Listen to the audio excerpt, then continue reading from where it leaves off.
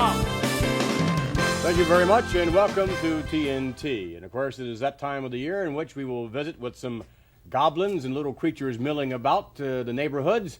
With that in mind, it is our pleasure to introduce to you now TNT's very own Ghostbuster, Lord Alfred Hayes. How do you do? I really don't know how to answer that as a Ghostbuster, but I've seen a few ghosts in my time. We will not have any ghosts here on TNT, I don't believe, but no doubt we will have all kinds of excitement. Sergeant Slaughter to join us. Yes, and I'm looking forward especially to one of my favorite personalities, a new personality, Brutus Beefcake. Yes, I understand he's going to take it off. Yes. Interesting.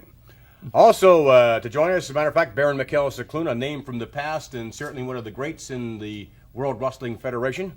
And Johnny Valiant, himself a fabulous wrestler, now the manager of one Brutus Beefcake. That should also be an outstanding guest. But right now, we'd like to take you to some videotape footage. Many of you have seen bits and pieces of. A very short piece to remind you of a most unusual occurrence in which Sergeant Slaughter allowed us to visit Camp Cobra. We'll take you now and revisit some of the action that we saw not long ago with the one and the only Sergeant Slaughter.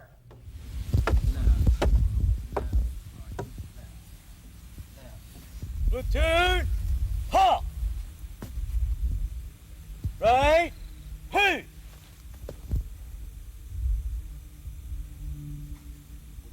Platoon, parade, hit! Very nice, squad leader. Good morning, gentlemen. Good morning! It's very nice to see you here this morning. I'm glad to see you all are here on time. I respect people that are on time. And you all know what you're here for, don't you?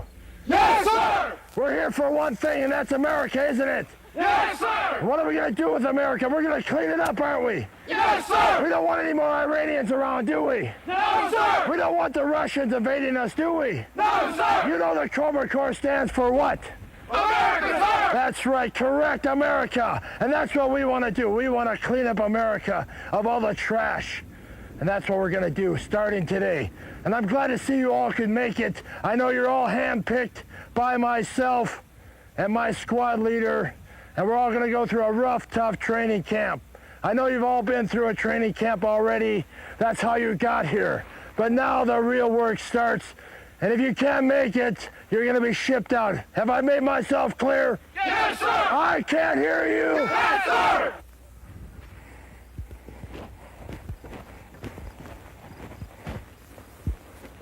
Platoon, head, hot! Very nice, squad leader, very nice. They look very good. What is your name, sir? Coon, sir! Coon, sir. Yes, sir! Why are you here, Coon? America, sir! Your name? Schnitzel, sir! Schnitzel. Sir! Where are you from, Schnitzel? New York, sir! You like America? Yes, sir! You love America? Yes, sir! You like Iran? No, sir! Okay, that's what I want to hear. You like Russia? No, sir! Your name, spit it out. Coon, sir! Coon? Yes, sir! What happened to your outfit, Coon? I don't know, sir! What happened to your shoes, Coon? Lost them, sir! What about your pants? Bad news, sir! Well, let's get this boy some pants. In fact, why don't you give me 20 push-ups while we're looking for your fatigues? Yes, sir! Get down and snap them out. Your name? Ranger, sir! I can't hear you. Ranger, sir! All right, that's what I like to hear, a guy with a big lung. The Russians say they're number one, is that true? No, sir! Who's number one? America, sir! Who's the best platoon in the United States of America? Cobra, sir! All right, the Cobra Corps. Yes, sir! All right. 17, 18, Okay. 19, 20. Back in the rank, at attention. Okay, squad leaders, show me what they can do. Yes, sir! Push up, count 2, drop, ready? Good! Up, half! Up, half! Up, half! Up, half!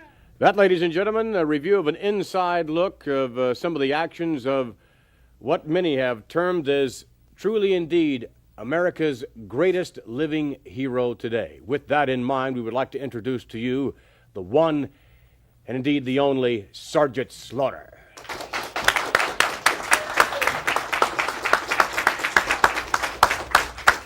Sarge, how are you?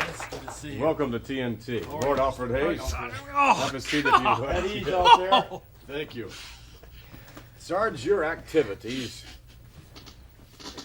are far-reaching in and out of professional wrestling. We just saw a bit of some of the activities that out in, I guess, a rather clandestine Camp Cobra. Could you tell us a little bit more about that? That was obviously an elite bunch of men. Well, I wanted to find a place that was hot. I wanted to find a place that was private. So I've been all over the country, and finally I found a place for Camp Cobra, and I'm not going to tell anybody where it is because I don't want any visitors. I want it to be kept quiet and secret, especially from the Russians and the Iranians. Well, now, these men, paramilitary or whatever they may be, obviously it's something different than what we have considered in the past in terms of the honorary Cobra Corps, in which we have a legion of fans, really, that follow you. Many almost worship you. But this is something different, and it was, I would assume that these men are trained for special reasons. Well, they're trained to fight for America, and they wanted to see what it was like to be in the Cobra Corps. I always say that the Cobra Corps was the toughest and, like you said, the elite. And I got so many cards and letters and phone calls from young men that wanted to go through the Cobra Corps. So I put a camp together, and I said, well, if you've got the guts, come on down. So we did it, and they all made it through, but none of them really impressed me enough to get into pro wrestling. No, I consider that something else again. As far as your activity is concerned in professional wrestling, it seems to me that there's very little time. You must be one of the busiest men in the world today. I don't know how you can possibly maintain your schedule. It's unbelievable, Vince. Not only is the schedule tough, but wherever I go, people recognize me. Wherever I go, I see the camouflage, and I always recognize people with the camouflage on and carrying their American flags and their signs, USA, and even if they don't have one, all of a sudden they make one up. I travel around in a camouflage limousine, and it's easy to spot me, and people, as they go down the highway, will go out of their way to make a sign USA #1, which I'm very proud to be an American. I'm very proud to know that the people would take the time to make a sign USA #1, because that's what I'm here for. I'm fighting for America, and it's just great. And the schedule I have is awfully tough, but I love doing it. Well, I'll tell you, the fans love Sergeant Slaughter. There's no doubt about that, and the Cobra Corps grows by leaps and bounds every single day. We're going to return with Sergeant Slaughter, and we're going to take you back to a special matchup and also a different side of Sergeant Slaughter's Cobra Corps. The youngsters will really pile into the ring. We'll be right back with more TNT.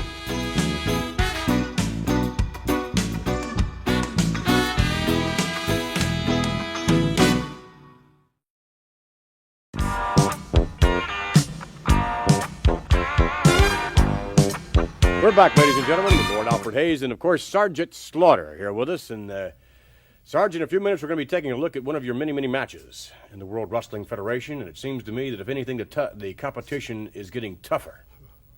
You're telling me, everybody's looking to knock off a top performer, a top wrestler in professional wrestling today, especially in the World Wrestling Federation, where all the top wrestlers are today.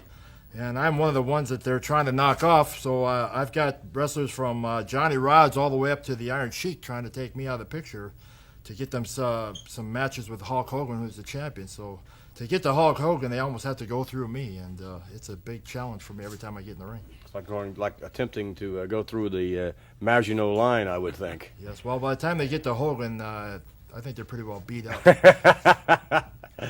Sarge, there's the most unusual glasses you have on. Well, yes, these are glasses that were given to me by a little boy by the name of Johnny in Atlanta, Georgia, and his father was lost in the Vietnam War, and he gave me these in remembrance of his father. So every time I get a chance to wrestle or be on a show like this, I try to wear these glasses, but if he doesn't mind, I like to take them off for a while. They have some sort of insignia on them. What is that? Yeah, well, they're stars and stripes. I don't know if the camera can get a close-up of those or not, but they have the stars and stripes on them, and Johnny... I think they're a little difficult to see through. Yeah, well, when you're looking through the stars and stripes, you can see about anything you want. Very good. We'd like to take you to some footage now with Sergeant Slaughter in action. And As I said before, it's certainly no easy task for the Sarge anytime he steps into the ring, but one thing that he can count on almost always, and that is the fans will be behind him 1,000%. Let's take you now to ringside. Sergeant Slaughter in action. This contest is scheduled for one fall with a 10-minute time limit. In the ring at this time from Marion, Ohio, weighing 246 pounds, Charlie Fulton. And his opponent, from South Carolina, weighing 296 pounds, Sergeant Slaughter.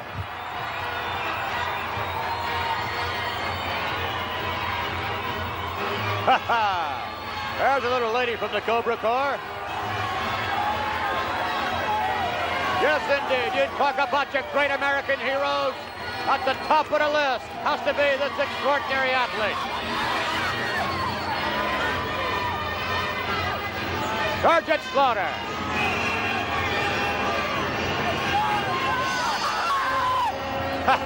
You bet he is. The Sarge has many buddies.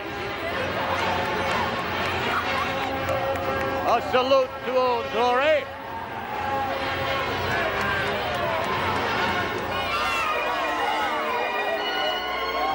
Sergeant Slaughter saying hello to so many of his fans about ringside. And a special hello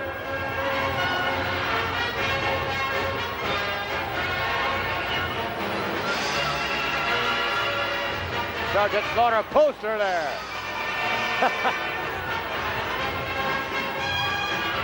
That's quite a likeness, isn't it, Bruno? Indeed it is. I'll tell you, I'm amazed every time I see this man step into the ring. Never seen so many flags, so many pictures. People just love this guy because, of course, he is right now, he is telling him America's #1, and fans love that.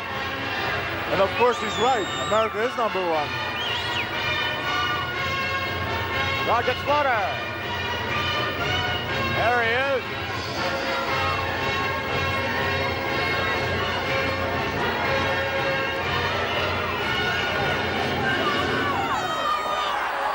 Sarge now ready to lock up with Charlie Fulton.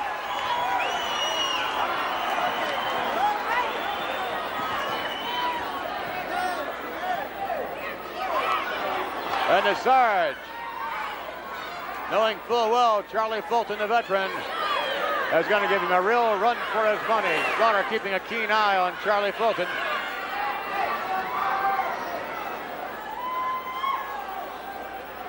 Jutting jaw of the former DI. He is something.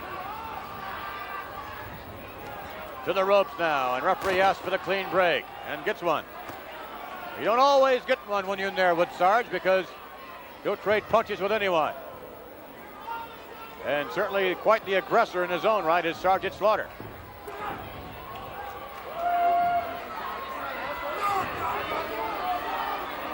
Slaughter continuing to twist now. Nice maneuver by Slaughter, ramming the knee to the shoulder.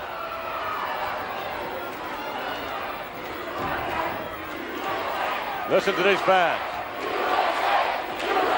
USA, USA. Boy, there he is, the Sergeant. He saluted while he had his opponent. He just got caught with a shot right in the jaw, and that stunned him momentarily, followed with an elbow right in the back of the neck.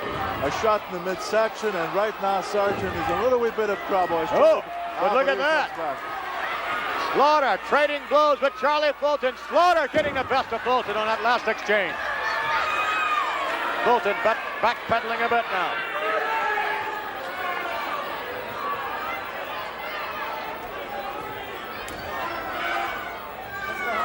Locking back up, Fulton with a standing side headlock. Sarge shoves him to the corner. Lifts the knee to the midsection. And whips him out. No, nice reversal. Whoa, my, Sarge hit the bull. Look at that. Down to the canvas, Sergeant Slaughter. He went down like a ton of bricks. Charlie Fulton trying to set up the Sarge. To the rope now. Yeah. No, missing with the elbow. Slaughter with a cobra. With a cannon. Sergeant Slaughter now.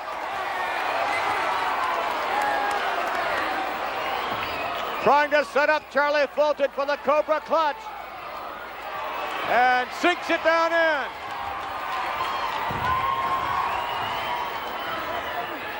Sarge sinking the hole deeper and deeper. The Cobra clutch on Charlie Fulton. And Fulton going down, and he almost is going out. That's it. Yes, sir. You don't mess around too much with this man. Sergeant Slaughter will get the official decision. Here is your winner, Sergeant Slaughter.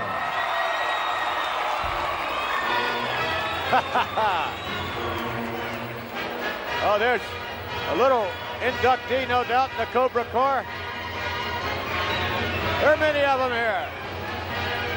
Sergeant Slaughter on to victory. All right, back with the Sarge now. And as we said before, there are many different aspects of the Cobra Corps, one honorary and one that we saw earlier at the beginning of the show, which is a very, very serious endeavor on the part of Sergeant Slaughter. But it's the honorary Cobra Corps that has legions and legions of fans, and young and old, male, female. It just grows by leaps and bounds, Sarge. It's unbelievable. You know, like you said, they come from the smallest to the oldest. I've had people 97 years old want to know how to join the Cobra Corps, and it's available to anybody out there, female, males. It doesn't matter to me. It's just great to have such a great following, and it helps you a lot when you're in the ring. I'm sure of that, and I don't know of anyone else in professional wrestling that has the kind of following that you have. Well, I don't think there's anybody in the whole world of sports that has a following that I do. It's not only in wrestling arenas, but it's all over the country. It's on the streets and the restaurants, clothing stores, wherever I go, people just mob me. It's unbelievable. You are a rather distinguished-looking individual. Well, it's hard to hide this jaw. Very difficult. Let's take you down to some more videotape footage of Sergeant Slaughter, and we'll take a little closer look at some of the younger members of the honorary Cobra Corps, some of the new inductees, perhaps. Let's go to the tape.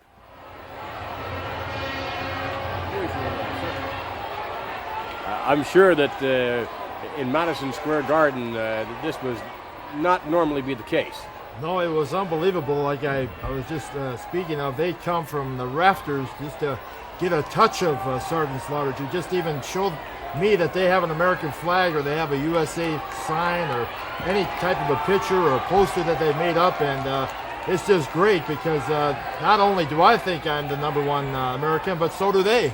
And it's just great. All the camouflage and everyone saying the Pledge of Allegiance to the flag, and never have I seen it like that before. Here, listen to this.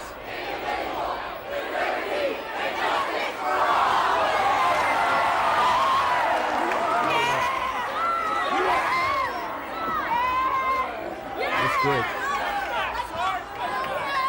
Well, Sarge, let me ask you, there are many individuals in professional wrestling that criticize your patriotism. It seems to me that there is no one individual, I would venture to say perhaps not even the President of the United States, that can bring out this overt patriotism, and people, no one, I don't think perhaps ever has been able to bring that kind of display, that kind of emotion to the surface, and no one's ever been able to do it quite like you, and there are many that criticize you for it in some fashion.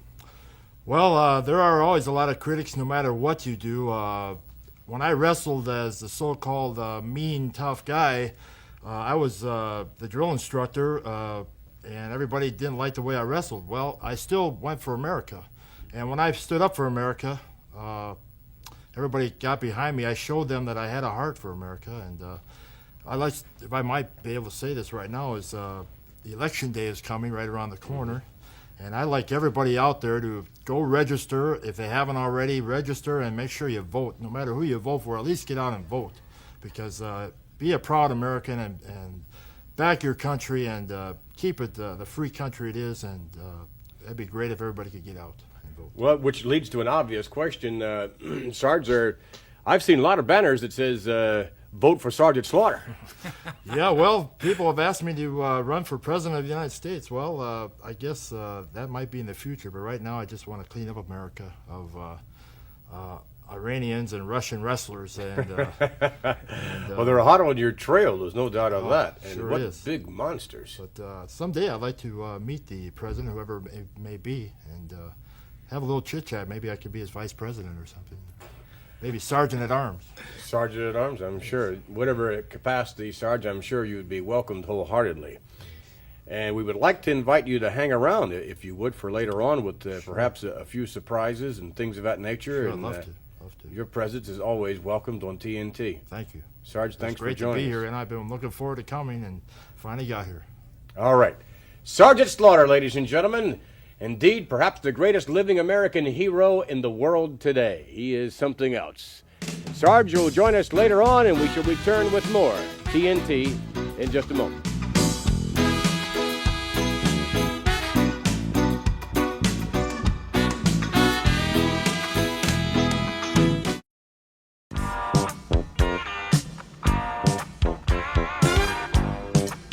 There have been many unusual individuals in professional wrestling, the World Wrestling Federation in particular. But the gentleman about whom we are to view momentarily is perhaps one of the most unusual you will ever see. His name is Brutus Beefcake. He is managed by a gentleman known as Luscious Johnny Valiant. And recently, Beefcake had the entire wrestling world on edge as to whom he would allow to manage him. He chose Luscious Johnny Valiant. We would like to take you now to some rather rare footage of Brutus Beefcake. Just a little short resume of myself. I'm from New York City, and I have come down here tonight very graciously. Your host here has opened the doors for myself and my wrestler. I am a pro wrestler. I am a manager of wrestlers, and my man Brutus Beefcake tonight from Madison Square Garden, New York City, will be here tonight and do a little sachet for each and every one of you lovely ladies. We've selected a song or so that you may recognize. We have selected a song or so that you may be able to really get into the groove, so to speak.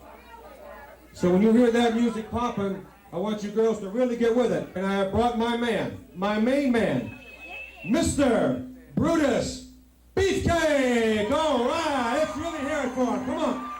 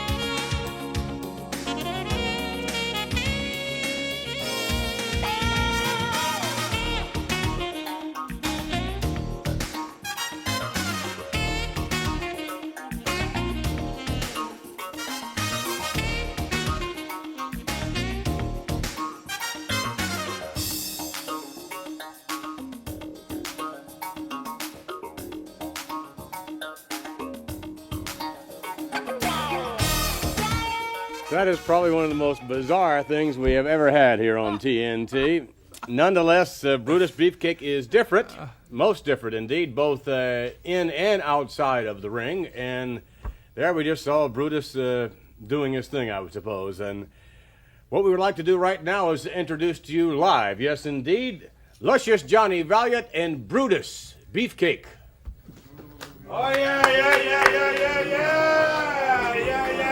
Daniel. Oh, yeah. All right, all live right here. Mr. Valiant, would you care to join us? Oh, yeah, on the Benny, set, boy. please? Yeah, we'll All come right. right up here, my man. Very good. Coming right up. Nice to have you here on TNT, Mr. Always a Beefcake. pleasure. Mr. Valiant, have a seat if you would, Always a please. pleasure. Lord Alfred Hayes. Brutus, how are you? Look like a waiter. You all right, Al? Yeah, but I'm not bringing you any drinks. All righty, brother. Brutus is a rather sizable individual, isn't he, actually? He's, physically speaking, he is not exactly what you would consider to be a flyweight or a, You hear that, Vinny? That's not a rattlesnake. That is, What is that, actually? Bionic arm, it looks like to me. That is, That is my man, my main man right here, Brutus Beefcake. You know, ladies and gentlemen, boys and girls, when the folk out there at the main event in Baltimore, Maryland open up their doors to let me come in there with my main man, Mr. Brutus Beefcake, and show each and everybody exactly what's happening in the World Wide Wrestling Federation. This guy's the hottest thing to hit the World Wide Wrestling Federation since they put a ring on in the Spectrum, since they put a ring in Madison Square Garden, since they put a ring coast to coast like Borden House toast. This guy is unbelievable. And Mr. Valiant, if I may take exception that, obviously he's most unusual and quite talented, I guess you would say, in his own right, but has he really been tested yet in professional wrestling? I mean, has he... Oh, Vince, come on. What do you mean he's been tested? You think I would ever put myself with a chump? You think I'd ever put myself on the line, my track record on the line, and ever initiate myself as a human being in the World Wide Wrestling Federation, make my reappearance in the World Wide Wrestling Federation with some chump? No, we're not inferring that, actually, Mr. Valiant. It's just that Mr. Beefcake seems... has he been avoiding some of the more extraordinary talents in professional wrestling? No? No. He's not avoiding nobody. Hey, we're here. His contract is highly negotiable. If there's anybody out there that would like to wrestle Brutus Beefcake, you go right ahead. And you bring that contract forward. I will review it. I will check it out. I will look into all the loopholes. And we have attorneys that will check it out, man, so to speak. All right, again, Mr. Valiant, Brutus Beefcake no doubt will be put to the test in upcoming weeks. And how do you feel that Mr. Beefcake could have had perhaps anyone in the world to manage him? I mean, Arnold Skolin was interested in the contract, certainly Freddie Blassie, Lou Albano, Bobby the Brain Heenan. I mean, they were throwing money at him right and left. How did you land the contract? Man's got good choice. Man's got good taste. The man knows talent. In other words, when I come down the aisle with Mr. Brutus Beefcake, ladies and gentlemen, boys and girls, wrestling fans of the World Wide Wrestling Federation, I'm not just coming down the aisle. I'm coming down there to oversee matters. I'm coming down there to lend my assistance. I'm coming down the aisle to say it's Brutus Beefcake versus whomever, but it's Johnny Valiant lurking, it's Johnny Valiant available, it's Johnny Valiant watching. Well, now, how much do you credit your presence then with the phenomenal success of Brutus Beefcake? I say it's a 50-50 deal. I say it's Brutus Beefcake's talent. It's Brutus Beefcake's physical prowess. It's Brutus Beefcake's presence. But it's also Johnny Valiant. It could be 25-50. It could be 90-10. It could be 10-90. It could be 98. It could be 2. But the bottom line is this man's going to win. And I'm going to make sure of that. And nobody is ever going to give him a bum steer, Vince McMahon.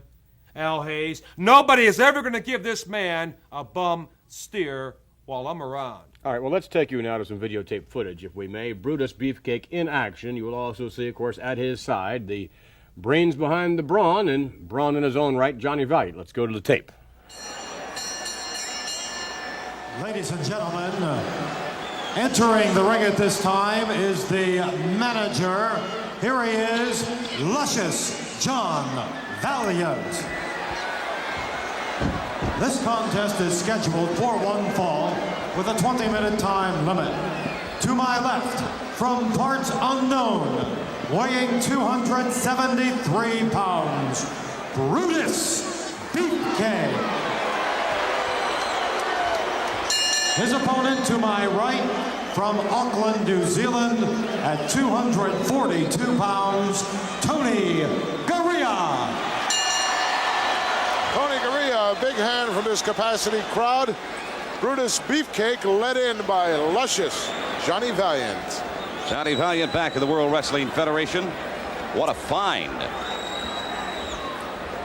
I wish on your interview, Gene, that Luscious John would have let Brutus say a few words.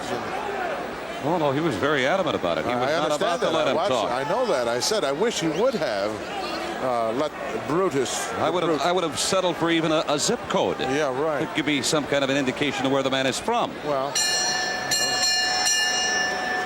all he did was show his pearly whites and laugh, Gene, and parts unknown.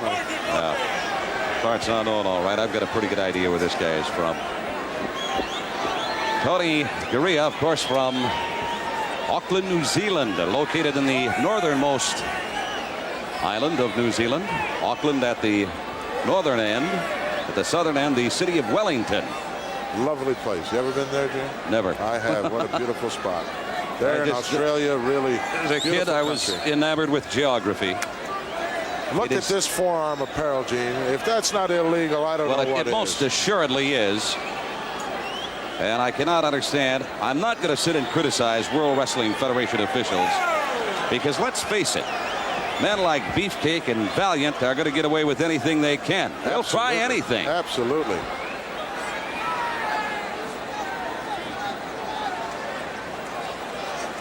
Few last-minute instructions here from the Luscious one. Well, I've got to get my sunglasses back out. It's kind of bright, isn't it, Gene? Put them away after the airline trip earlier today. It is a little bright in here. Ooh. Strut your stuff. Oh, that's good. I'm impressed. Yes. Nice move on the rope. It's all right to strut around like that, Gene. You better be able to wrestle, though. Luscious John still out here at ringside. Now this could become somewhat frustrating to Mr. Garea. Tony likes to get in there and get to it. Tony very quick. Boy, he looks good. You're overhearing some of the comments of Luscious Johnny Valiant. Brutus now. Now, look at that. We gave him a shot with that forearm right across the face. Beefcake unloading with heavy artillery on Tony Garea. Front face lock here. Obvious chokehold. He tried to conceal those blows, too, by utilizing the left hand. Brutus on a reversal, hard into the turnbuckle, and Tony Garea comes alive. Downstairs, now to the upper torso. Takes him over with a side mare, and Tony Garea in control. We have got action, and a mouth is running off right now. The Luscious one looking a little concerned, and rightly so, as Tony Garea takes control of this match. Well, he should be concerned. Johnny Valiant certainly, I don't think, anticipated this. Oh, nice shoulder block by Tony. Oh, look at this move. Beautifully done. Headlock. Oh, Garea is on a roll. Excuse the play on words. Garea's on a roll. I love it. Johnny Valiant just made a remark saying he's a little concerned about the referee. You better be concerned about Tony Garea. Garea, outstanding reputation here in the World Wrestling Federation, as well as an outstanding record. He should be concerned about his tailor. Brutus now making his way back to his feet. Johnny Valiant, a very generous man, always the first to pick up a tab. He likes the nightlife. Understand he has very deep pockets, short arm. Gurria, nice shoulder block off the ropes once more. Beefcake down. Went for the backdrop. Another leapfrog. Wait a minute. High cross body. Referee right there. What did he wait for? A little slow at getting down for the count. Referee was right there, and he hesitated on dropping down and give that One. count. Shoulder roll. Beefcake counters with head scissors to Tony Gurria. Gurria right on top of the ropes. Knowing Tony, I would suspect that he's going to make an attempt to get over to those ropes and get the hold legally broken.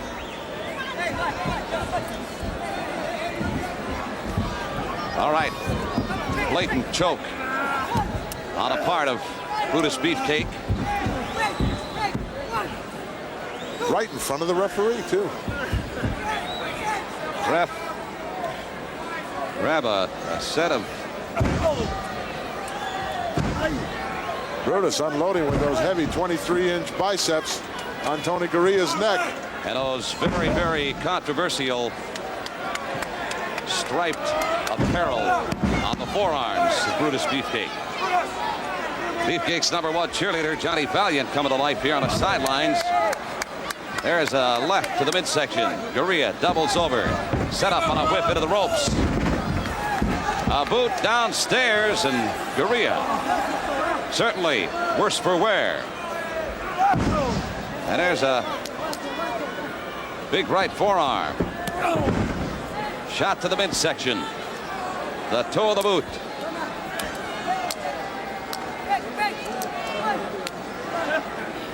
Gurria being wound up now by Brutus.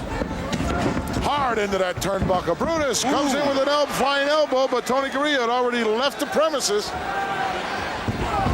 Gurria now catches him coming in with a right and another right. Oh, look at that flurry on a part of Gurria. A series of 4, 5, 6 right, 7. Count them. 8. Oh! Brutus Beefcake now going for the ride. Drop kick by Gurria, a little low right in the chest area. Brutus bailing out. Wait a minute. Gurria follows him out. And now all of a sudden, Brutus Beefcake turns into Carl Lewis. What is this? Tony going to roll him up here in a small package. 1, 2, ref, come on. No, he didn't get him. Gurria off the ropes again. Over the top, and now, wow, what a knee. Did you see that? A knee right to the head, side of the head of Tony Gurria. He's going to get him. He got him. Very impressive victory. Very impressive victory, Mr. Valiant, Mr. Beefcake. I'm sure you were very proud of that victory over Tony Gurria. Very proud. Beg your pardon? Very proud. Mighty proud. You know, an interesting question was brought up. Beefcake proud. Very good. An interesting question was brought up during the commentary of that match, in that earlier on, apparently, there had been an interview in which Mr. Beefcake and yourself were involved, and apparently Mr. Beefcake was not allowed to say anything. Is it possible for Mr. Beefcake to speak? Why, you want him to talk? You want to hear him? Sure, why not? How much money you got? I'll tell you what, I'll do it for nothing. You want to hear him talk? Everybody want to hear Brutus Beefcake talk? What do you think, it's a ventriloquist deal here or something? Think I got him sitting on my knee or something? This guy's a trained athlete, man. You don't think I observed this guy over time? What do you think, I'm some kind of a schmuck? I'm going to stand here like some kind of a squirrel and bring some yo-yo here into the World Wide Wrestling Federation? Are we going to hear the man speak or not? You want to hear him talk? Say a few words. Are you going to say a few words to Mr. Beefcake? Say a few words. Just 2 words. Brutus Beefcake. Did you hear it? Did you hear it, Vince? He said Brutus Beefcake. And Brutus Beefcake is the only 2 words Worldwide Wrestling Federation fans only should know, only should memorize, only should get behind. Ladies and gentlemen, Worldwide Wrestling Federation fans, Brutus Beefcake. All together now, Brutus Beefcake, because they are the only words of significance. They are the only words that you really should know, because this man's going to rewrite the annals of pro wrestling. Mr. Valiant, we'd like to thank you very much for joining us. Oh, that's okay. And we would like for you to perhaps hang around a little bit and for maybe some more TNT. Mr. Beefcake, thank you very much for joining us. Most unusual talent, Brutus Beefcake, managed by luscious Johnny Valiant. We shall return with more TNT. Stay with us.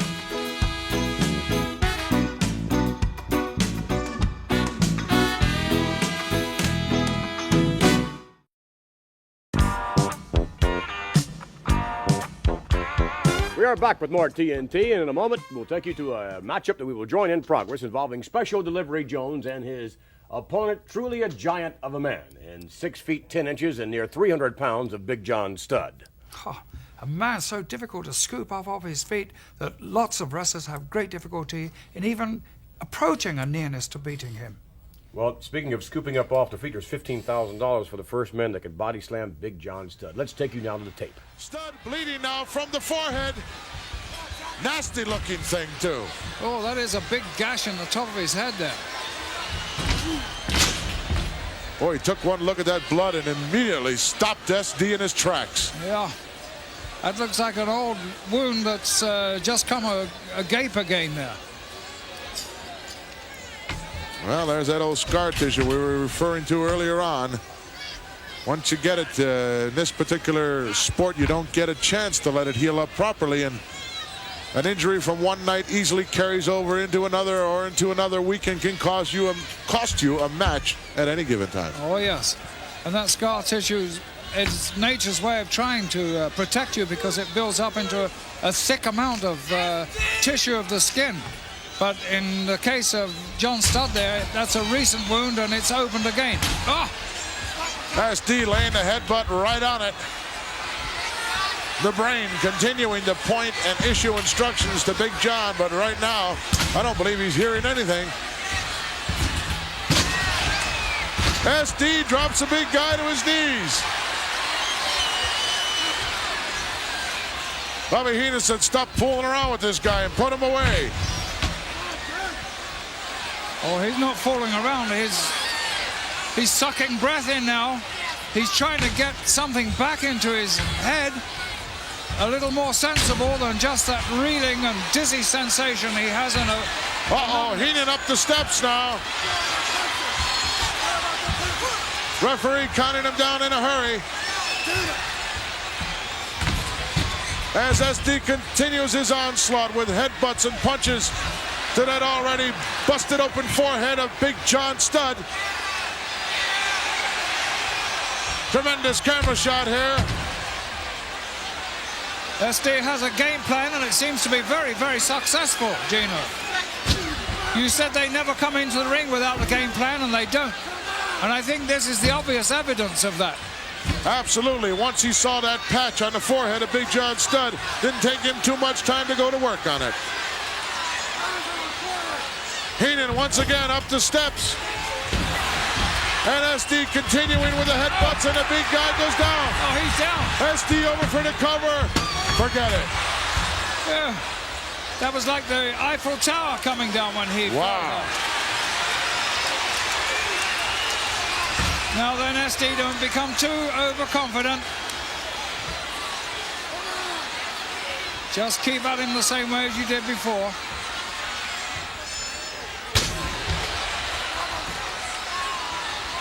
Big John Studd reeling. Oh, he's going for the slam again. No, but he reached the ropes. There's Heenan, boy, who has some anxious moments here. Sidetracked again by the thought of $15,000, and now he's paying the price. SD outside. He made just an unfortunate error there, just one tiny error of judgment in thinking he had Studd where he could slam him for $15,000, and Studd is bleeding profusely from the forehead, and it's just a shame that that had to happen then. Bobby the Brain Heenan laying a bad mouth on SD Jones,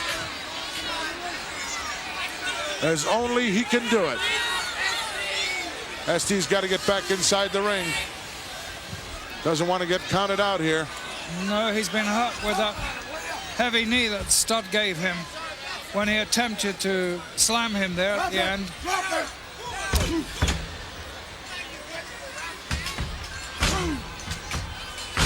Those huge boots hammering away.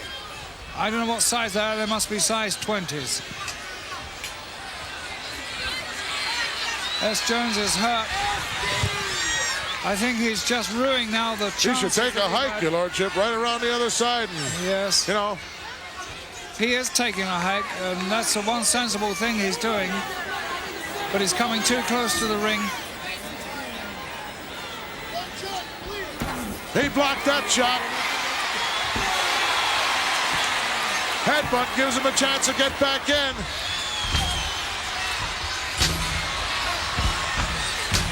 Those headbutts really don't have the sting they usually have. Wow, he got caught there. He's having to deliver him with an upward motion. Oh, he dropped a big elbow right on his throat. It's all over. Oh, that huge arm. That massive, great tree trunk of a arm did all the damage there.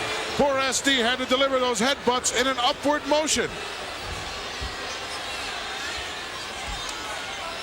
Big John Studd bleeding profusely from the head.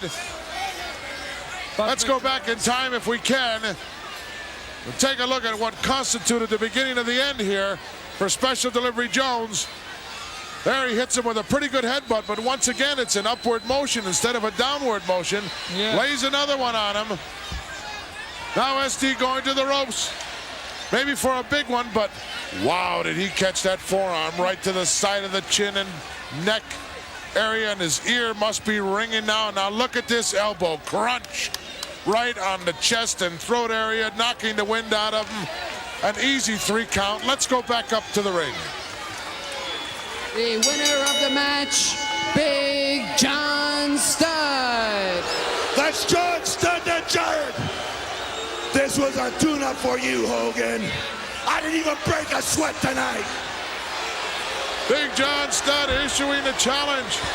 You know, it looks like the $15,000 we have invested is going to draw a little interest because nobody's slamming this man. You want to try him, pal? You go ahead and try him. How about you, Monsoon? Bobby the Brain. How about all you ham and eggers? There's not a man walking the street that can do it to Big John Studd. That's an awful lot of money, and I'm sure he's going to have some takers, Big John Studd. Most everyone would like to have the $15,000 and certainly would like to have just the privilege, actually, of getting in the ring with a man such as John Studd. Yes, but you know something? The psychological effect of having that $15,000, if you can possibly slam him, has been a good weapon in his favor. I mean the favor of John Studd. We also have seen Big John Studd grab a few ropes as he was going up, saving himself from what would appear, at least, to be a certain slam. We'll be back, ladies and gentlemen, with a little advice for the lovelorn.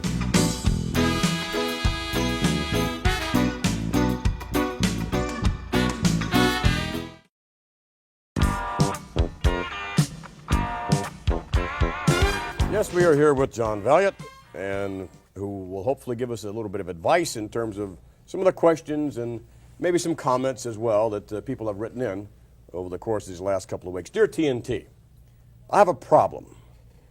After watching some of the fabulous physiques in the World Wrestling Federation, as far as the wrestlers are concerned, my husband pales in comparison. What's a girl to do?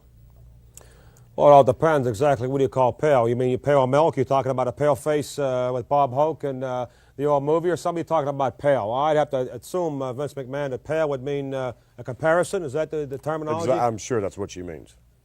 Well, then I would say that consider yourself very lucky. I mean, if your old man looked like a question mark or looked like a, like a pear or something like that, I would see no reason why you'd have a reason to call in here to this segment of TNT. Why don't you just be satisfied, mind your own business, quit looking over this guy's shoulder and that guy's shoulder, worry about the guy cutting the grass, worry about the guy hitchhiking on the turnpike and stuff like that. The grass is not always greener. Exactly. Right. Next question. Bottom line. Dear TNT, my wife and I emulate some of the wrestlers that we see on TNT, such as the Executioner, Mil Mascaras, and the Spoiler. Recently, I even put a mask on my wife, and I must say it really improved things.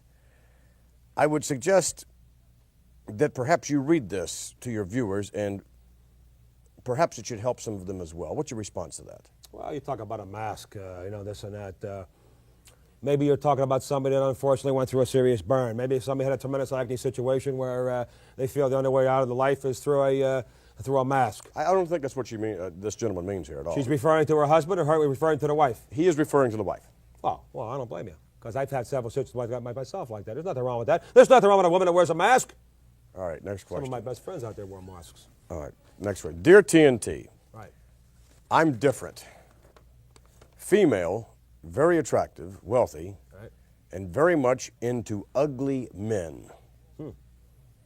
Are there any World Wrestling Federation wrestlers that would fit the bill? If so, could you make an introduction? Yeah, there's a lot of men that are ugly. Hulk Hogan's filthy ugly. There's no doubt about that. What? Well, Hulk Hogan's he's not exactly a Robert Redford or Brutus Beefcake type. There's no way. What about Brutus Beefcake? How would he, on a scale of 1 to 10, what would Brutus be in your 15, eyes? 20, maybe something like that. Because there's no way to measure a guy like that. Brutus Beefcake, there's no way to characterize a man like that. The guy is leaps and bounds. There's no way. There's been nobody like Brutus Beefcake. That's a simple situation. So in other words, if you would say to me, Johnny Valiant, quite candidly, on a scale of 1 to 10, how is Brutus Beefcake? I'd say 15, 20, maybe 35. Well, who would you suggest, really, other than Hulk? I mean, this lady... That's ugly, you mean? It's into ugly men, and... who Tito Santana, he's filthy ugly. Somebody like Junkyard Dog, Sergeant Slaughter, they're stone ugly. In fact, I heard Junkyard Stone ugly? Right. I heard he wrote a to a Lonely Hearts Club, and they wrote back and they said, hey, we're not that lonely. That's what I heard now. All right, next one, if you don't mind. Dear TNT, I have a fantasy. I have seen many different kinds of matches in the World Wrestling Federation, but my favorite fantasy is being involved in a 16 to 20 man battle royal. Do you think I'm unusual? First, I'd have to say, what kind of a group plan do you have? Do you have open-end policy? Do you have a group coverage? Do you have a type of deal, a double indemnity? Do you have a disability clause in your contract? In other words, anybody would want to encounter a 16 to 20 man battle royal, even a 10 man battle royal, they have to have kind of a death wish type situation, Vince. I mean, that's a situation where somebody's, number one, sick, number one, they're into pain, number one, they're not into longevity, number one, they have no loved ones or somebody they're waiting for them at the end of the shower. I don't think that's what they mean when they say involved in a battle royal. I don't think that they really want to be physically involved in the over-the-top rope portion of the battle royal. I don't think that's what they had in mind. What did they have in mind? They want to partake of it, or they want to see it, or they want to watch it, or what they want to do. I mean, clarify yourself. I cannot speak for this person. I would assume that this person would, in some fashion, fantasizes about being in the ring with 16 to 20 men in some sort of their own concoction of a battle royal. That's what I'm saying. Anybody that want to partake, that's like jumping into the Battle of the Bulge. That's like jumping into the Iwo Jima. That's like jumping into Pearl Harbor. That's like jumping into the middle of the Super Bowl. You know what I mean? With no pads, with no helmet, with no cleats, with no game plan, with no nothing. Anybody would jump into a battle royal with 16 men, 12 men. You're sick. That's why I say Brutus Beefcake. We thank you. We thank you very much. You don't have to thank me. I just took the time. We'll return in a moment. It's a tremendous show.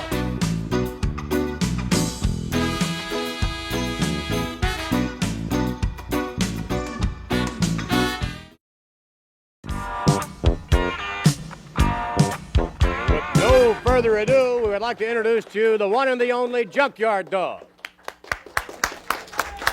Little big JYD. Lord, I like that sound, baby. I like that sound.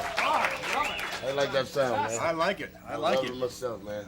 Something strange in the wrestling ring. Junkyard Dog, man. On the dog. There's only one to call, I guess. That's it. That's the only one. Well, a lot of folks are calling that Junkyard Dog right now. I'll tell you, you have become one of the most popular athletes in the World Wrestling Federation, perhaps in the most shortest length of time than anyone ever to enter the ring. You know, I've been very fortunate. A lot of help come from just understanding people and get along with people and, make no difference what race or color it is. I just mingle in, man. I never feel left out. No, I wouldn't think you feel left out in anything, as a matter of fact. At 280 pounds? I'm pushing pretty close to 293. 293? Give or take a pound or two.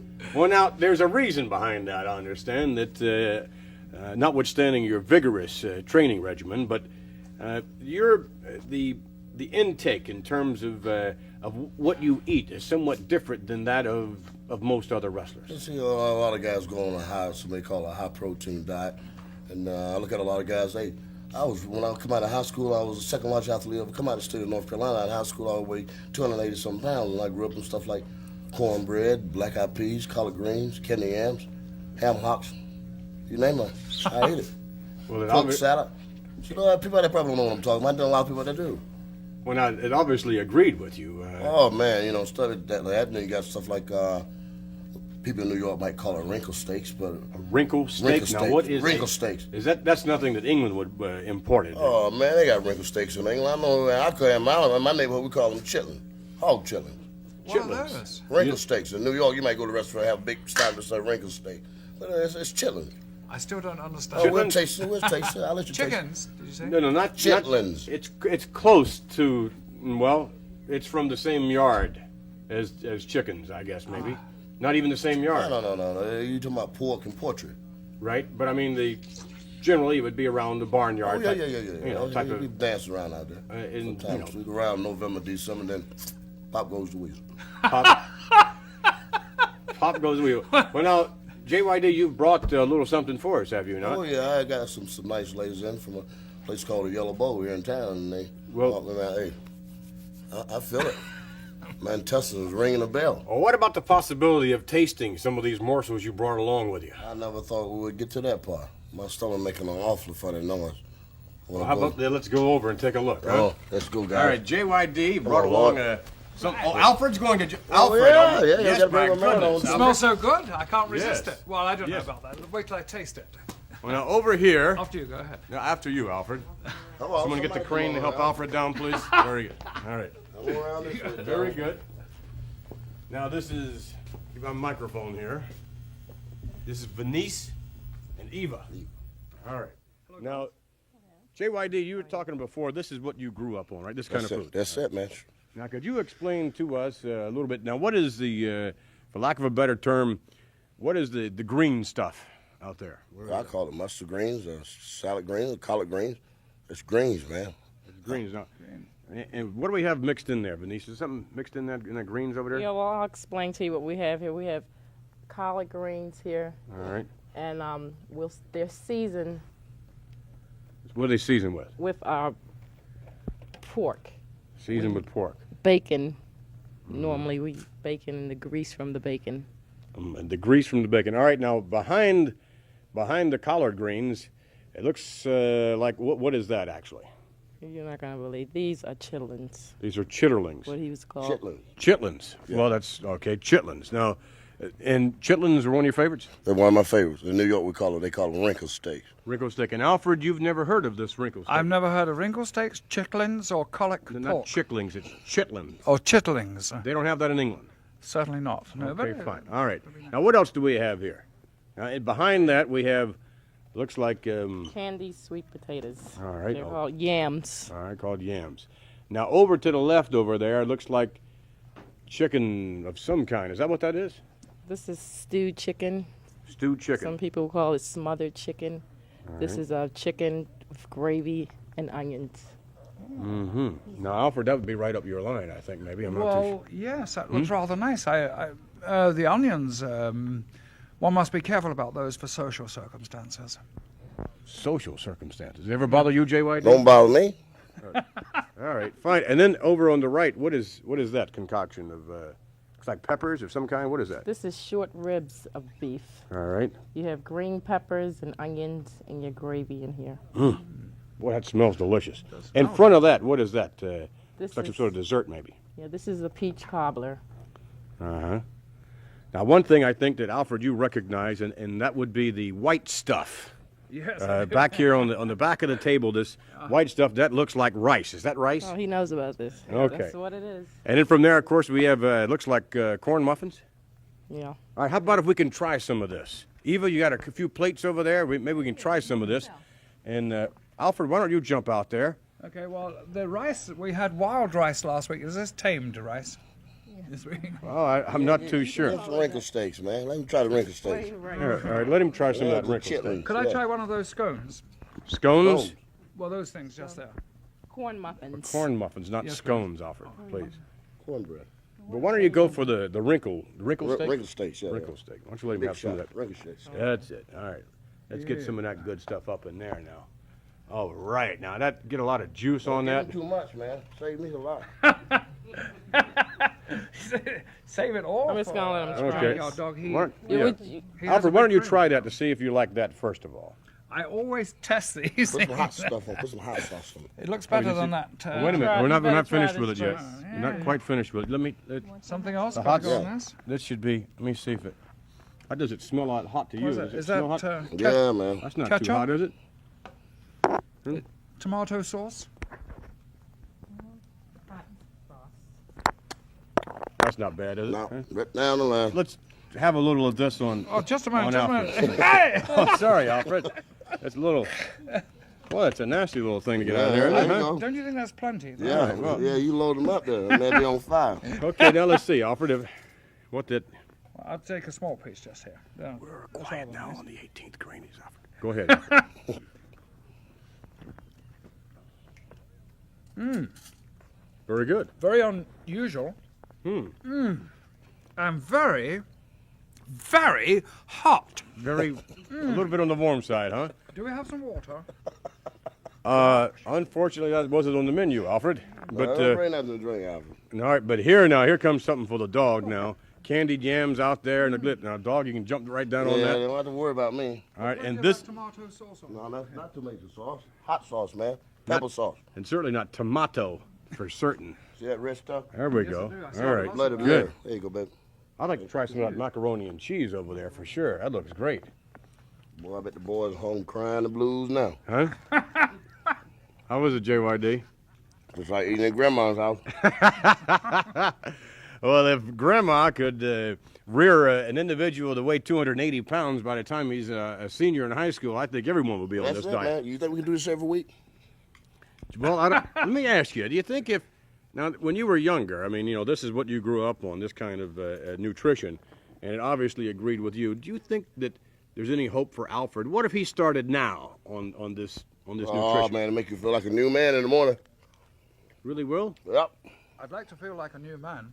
I'd like to feel like a man, even. Vince, I'm not trying to be cruel or nothing, but you can keep talking to Alfred and the lady. I got to finish this stuff here for a while. All right, I'd like to try some of that macaroni and cheese myself there. And, Yeah, it's a bit too heavy there. oh my goodness, look at this. And look at all the cheese in this thing. Gosh, that looks good. Now, we understand we have some ribs out here. Eva, you going to show us how to make ribs? Yes, I'm going to prepare, which will not take long. Isn't that pretty? All right, that's I'm pretty. gonna Sure, that's prepare. nice. And you're going to prepare the ribs. Yeah, I'm going to prepare the ribs. Okay. Okay. Now, first, I'm going to take about a half a cup of water Yeah. and pour in the ribs so that it won't stick, That causes the rib not to stick. right to the pan. Okay. Then you put your salt. Make sure you try to get enough salt on it. Give it a good Right, season. it really is. Okay. All right. And your black pepper. Okay. And just put black pepper. Always keep And a woman around. Always a keep little red pepper. What's that now? Red pepper. This is red pepper. Yeah. What's the difference between black pepper and red pepper? Alfred, Oh, do you know the red? difference between black pepper? Only one's red and one's black, I would assume. I think there's a little bit Yeah, more but difference. red is a little hotter, and it gives it a better season. This is All a right. Say little a lot hotter of too. people you like hot. Yeah, well, it's like hot sauce. Has Here, some Alfred, of why that. don't you put it? No? Okay. Now, the last ingredient I'm going to add is my sauce, which really gives it the taste Mm-hmm. and brings out. And we have a Oh, that's great. secret sauce, but I'm going to sprinkle This is over. the secret junkyard dog sauce. Did Grandma bring a sauce up here? I don't know, man, but it smells awfully good. That's the secret junkyard dog sauce. Boy, look at that. Something in there swimming, is it there? No, I guess not. It's jumping around a little bit. Sauce. Okay. Thank you. And you, Hot Okay, sauce make sure there. you know, this is the secret of the sauce. This what gives it the taste. You gotta keep It's it the red. that would sauce. definitely give it a taste for sure. Okay. And you put this in the oven, do you? You put this in the oven. Okay. And then what happens? And then when it comes out, it's brown and golden and ready to eat. It is. Yes. Now, Alfred, we'll have some of that hopefully when we come back, and we would like for Alfred to sample, if possible, some of the ribs. I think you really Well, you'll if- get off on the ribs, Alfred. If there's some ice water as well, because my mouth at the moment is on fire.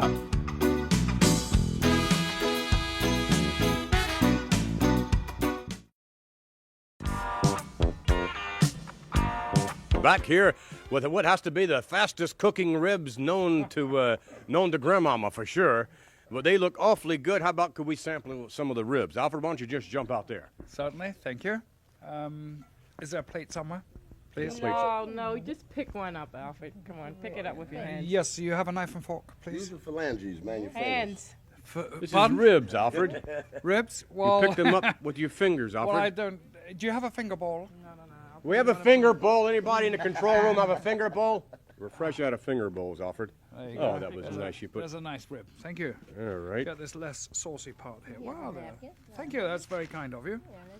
You have a bib for Alfred? They're hot. Oh, they're hot. Mm-hmm. Well, they are hot. What do you think, Alfred? Will this go over with Her Majesty or what? Quite honestly, I think they would go over with anybody. They're rather delicious. Mm-hmm. Now I can understand why You're over there he's salivating, 290. JYD. Jump in there. Well, let me have some. All right, just jump right in there and grab one of those. Get the phalanges on them. That's it. Now look at all that. Now I'll have to try one of these myself. They are relatively warm. Naturally, I'd get the biggest piece out there. All right. The brown stuff is nice too. That is great, isn't it? Like being at home. Can we do this every week? No wonder you were 280 pounds when you were a senior in high school. I'm telling you, man. You need to eat this stuff. It's good for you. I'm wondering what it's going to do for Alfred. Hopefully we'll find out later on. Right now, let's take you to indeed a dog fight. The junkyard dog fight. Let's go to the tape. Once again at ringside, this is Jack Reynolds along with Angelo Mosca. Angelo, should be a great match here. It should be. All the dancing stopping, and now we're going to start some wrestling. Paul Vachon, the crafty veteran, against the junkyard dog. Junkyard Dog's got a great background, too. Also, as a professional football player, played with the Green Bay Packers. Paul Vachon weighing in at 295 pounds this week. And Junkyard Dog tipping the scales at 262. Your referee for this bout is Terry Yorkston. This is a one fall, 30-minute time limit. Well, Vachon is out of the ring already.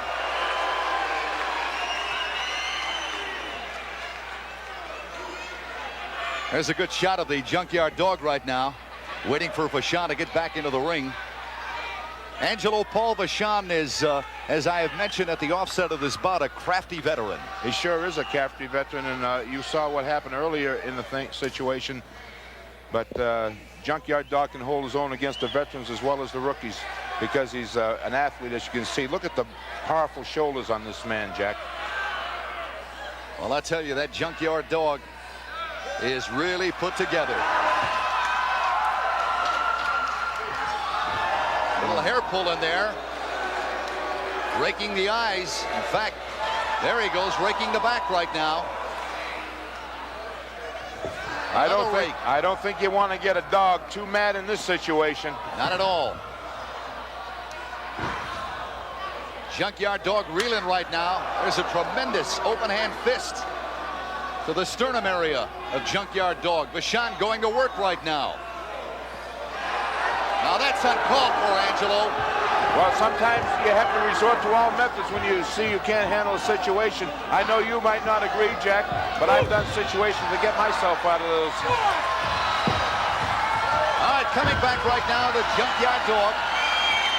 Now he's raking at Paul Vachon. What's fair for the goose is fair for the gander. Oh, biting the ear of Paul Vachon. Vachon in pain, and he wants out. He's out of the ring right now. I think Junkyard Dog was having a little taste of Alpo.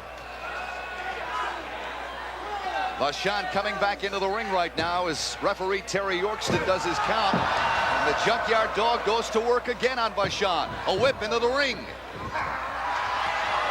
Look at this body slam. Holding him up there. Look at that.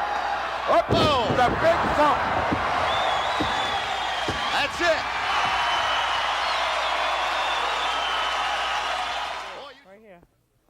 We are back, and almost all the ribs are gone. And JYD, you're smacking those lips. I'm telling you, man, I bet I weigh 300 pounds now. And surprise of surprises, Mikey likes it. His lordship now jumping down on some peach cobbler. I love these cobblers. They're very, very nice indeed. The best food I've had, and probably the best music we've had, too. Venice, we'd like to thank you and Eva very much for coming over from the Yellow Bowl and bringing home some grandma's cooking, huh? I'm telling you, I'm thankful to him. I like to thank all the people out there in TV land, give thanks to the Lord and my little girl for giving me health and strength to even be here today. So we'll be with you guys. And we'll be back, ladies and gentlemen, as we continue with more TNT. Stay with us. Lots more action to come in one form or another.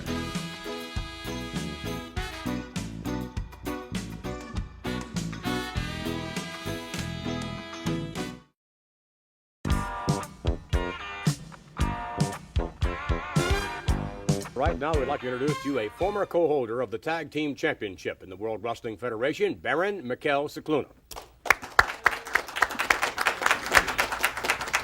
Baron, oh my goodness. Hello, Vince. Nice seeing you. Good to see you, Baron. You know Lord Alfred Hayes, Who one is of your this counterparts. guy? What do you got here? Who's this guy? Yes. Come on, see you last. Have a seat, Pleasure. Baron. Long time ago. Pleasure to be here.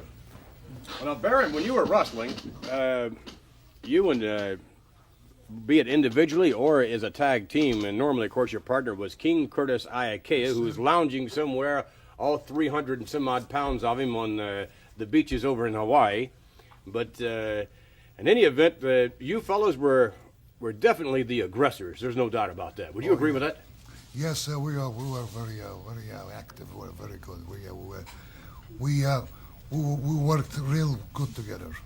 Well, not that's yes, indeed. I'm sure you did. But what I'm saying is that you were overly aggressive to many. They really thought you were overly aggressive, and actually, from time to time, would bend the rules, if not break them. Would you agree with that? We never break the rules.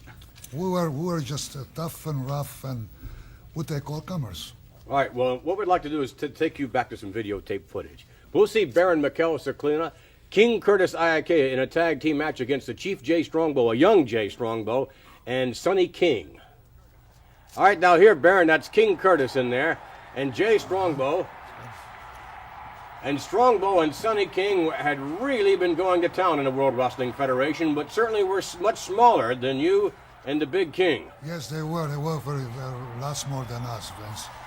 And I guess you would say probably not as tough. Would you say that? Well, I wouldn't say no. They weren't too tough. They weren't too tough. Like you can see King Curtis is very. Look at him. He's very active. All right, now here, yes, he's active, but then again, so are you. I mean, you both are working on the trapezius area of Jay Strongbow double teaming. Now, I would think this would be considered breaking the rules, wouldn't you say? Well, no, I don't think that's breaking the rules at all. That's the way the match is going. That's the we went for it.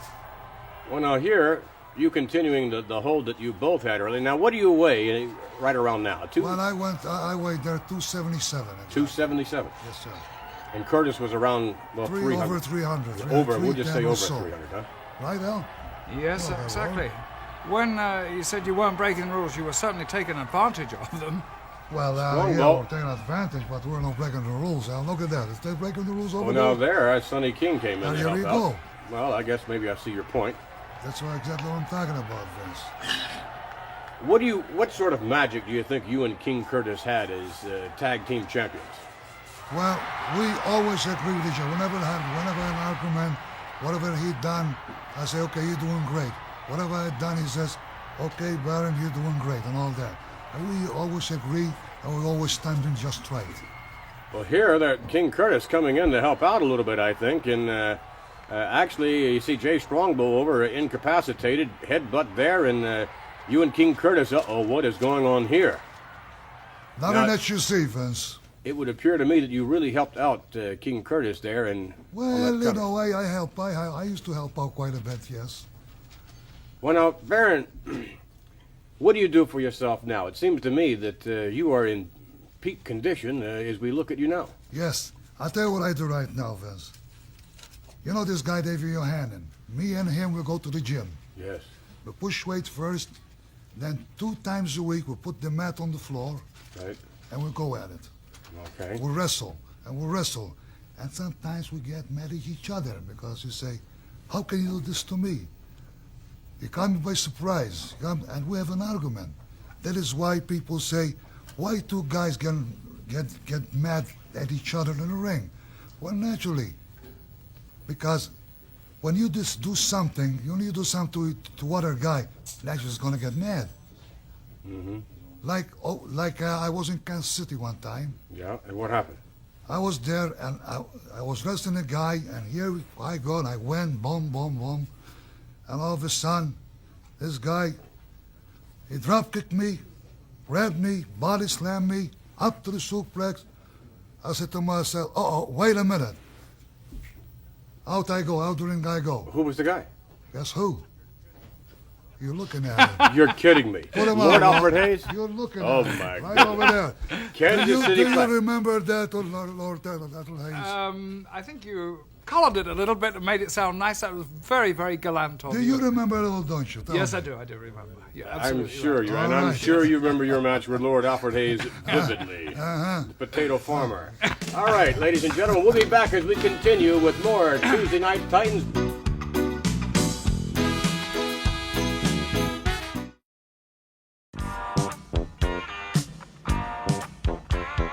We're back with more TNT, and in a moment we're going to take a little walk down memory lane, if you would, and some of the more interesting aspects in the World Wrestling Federation and some of the review of some of the more outstanding wrestlers today.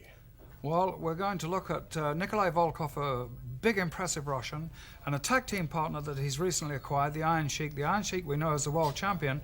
Together they make a devastating pair. All right, let's take you now to the videotape of the Iron Sheik and Nikolai Volkov. Well, almost, but with these guys, you're going to have a lot of almost, but never complete because they're just too tough. Huge Volkov in there. Volkov backed off by another man. Very, that doubles up. Murto in the clutches of Volkov. Volkov going to work on Joe Murto. We want slaughter, some of the fans about ringside are chanting. They're definitely chanting it. Murto sets up, no he doesn't. Murto, very big man, trying to set up the Iron Sheik, and the Sheik saw that very easily. And the Sheik gets him up. Suplex down to the canvas. Tag is made. Big Volkov over the top rope. Murto. Oh my, look at this. No, he's not gonna. Look at that, unbelievable strength. That's 280-pound Joe Murto. Up all the way and then down to the canvas. 2 and lights out at 3. Now that was impressive. You may not like this man's politics. You may not care for his heritage, but that was impressive. And Salbala, with a slam. The Iron Sheik stomping into the chest area, and Belomo has yet to be able to make a tag to his partner. That obviously has already taken its toll on Salvatore Belomo. No question about it. So far, he's just been pounded and pounded. In fact, right now, if they that's right maneuver indeed. Tag is made now. Lombardi stepping through has the Iron Sheik. Lombardi whipped to the ropes. The Sheik waiting for him. Shoulder block, down goes the Sheik. Off over the Sheik now, right back at him. Oh my! And Lombardi right into the foot of Big Nikolai. Volkov with a kick to the sternum area. Lombardi now off the rope. Ooh, ah! Volkov. Ooh, 300 plus pounds right into the back twice now. Volkov enjoying his work. Oh! And the frequent tag, Lombardi just trying to get to the corner, trying to get out of the grasp of the Sheik. Oh no, look at this. Camel clutch. The Iron Sheik with the hold that took him all the way to the championship. The Iron Sheik with the dreaded camel clutch. Once he gets you in that hold, you're not too likely to come out. All right, front face lock. Yeah, that is a choke. But he does make the tag to Madden. Madden sort of reached in and forced the tag off. Punches like that, too. Look at this. Now there's that big boot of Nikolai Volkov. Grabs him by the head. Yeah, you've really got to lay these punches in on this Russian to have any effect on him. I mean, you just can't go in there and mess with him. Parliament, he comes in, tries to pick up where Madden set him, Volkov up, and look at the comeback of this Volkov. He can really come back out of a situation, as you just saw. Yeah. Well, old Parliament there looks like he left the hit for the chicken house. Look out! And a tag off. The Iron Sheik was screaming for the tag off. He wanted to get in there. Setting up Roddy Parliament. Setting him up for that clutch there, and this is very painful, Rod, as you may know. He's going to put him away. He's got him all set up for it. All the way back. The back does not bend that way normally. The referee calls for the bell, and a submission by Roddy Parliament. Brian Madden came in to try to change the complexion of the ending of this match. Here are your winners as they claim victory right now. The referee said, "You did it, leave him alone." All right, let's go to the ring. The winners of this bout, the team of Nikolai Volkov and the Iron Sheik. Yes, I'm sure we'll be seeing quite a bit more of that tag team combination and quite a bit more of those two individually. They both are on a real tear as of late. They're both aggressive, and I must say, looking at those cuttings there, the Russian was really, really aggressive, and I think that the Sheik is back to World Championship form. Both of them certainly knocking on the door of the championship. When we return, ladies and gentlemen, a word about the next edition of TNT and a most unusual occurrence.